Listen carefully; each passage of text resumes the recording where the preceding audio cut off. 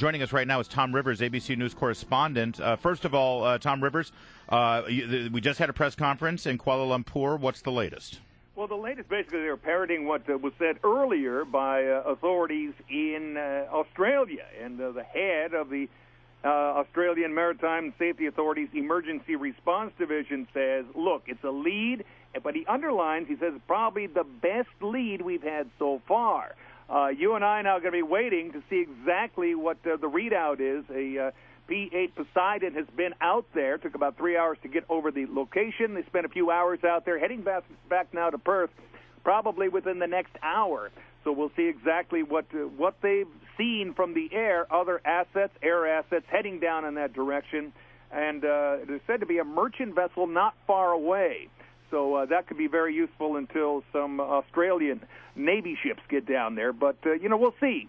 Don't get your hopes up. We've had false leads, as you know, in the story in the past. But as we said at the top, this is the best lead so far. Well, and it does seem to have some relevance in the fact that it's sort of along a flight path. Mm-hmm. If the plane were to continue in a straight line, it would have sort of ended up and run out of fuel in about this area. Yeah, exactly. So, if you want to go down that road, yes, it would kind of...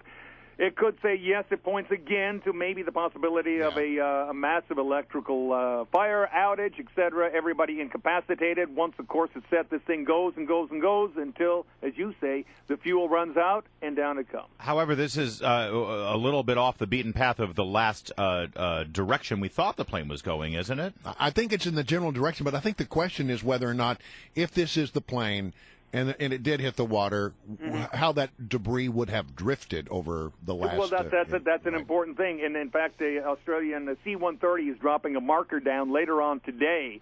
So wherever this thing drifts, you'll be able to make contact with it through surface craft or also through the air. So that's very useful. But, right, this thing's going to be moving each single day. And I guess the other thing that it sort of brings to bear here is the fact that we're talking about such vast areas that need to be searched. I mean, if it takes 3 hours to fly there from Australia, it takes 3 days for a ship to get there. Yeah. We're talking about a part of the world where there just aren't a lot of resources.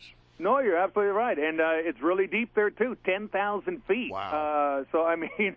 there aren't a whole lot of countries that have assets that even if they can get beeps on the black boxes, to get down there is not going to be easy. And of course the clock is ticking. We've got something like 30 plus days to get to these boxes, and then the batteries start to go. So a big unfolding mystery, and maybe we'll get some answers, fingers crossed, in the next couple of hours. Our guest is Tom Rivers, ABC News correspondent. We're talking about the latest here on the missing Malaysian airliner, and it appears that this search now is moving toward southwestern Australia. But let me ask you about what's going on in Malaysia. The government has been under fire here, Tom, with their response to it. And we saw yesterday survivors or family of the people on the plane, disrupting the press conference. They had to be dragged out of the room.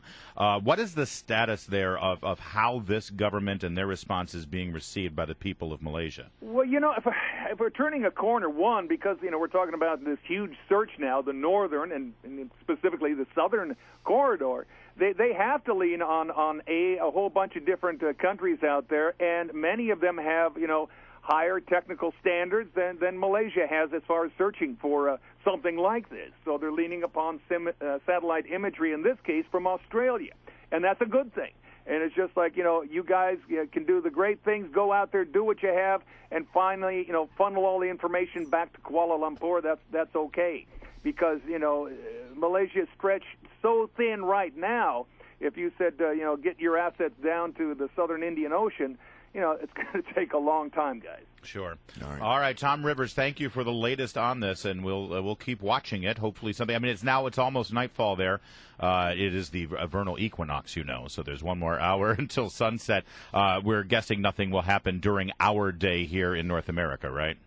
Exactly, but like I say, that P-8 coming back to Perth in the next hour. So hopefully there may be a report from that airline reconnaissance there. Yes, I hope there's maybe a top line. Exactly. A, we're finding some stuff that looks promising, or B, no, we haven't seen anything at this stage. All right. Thank you, Tom.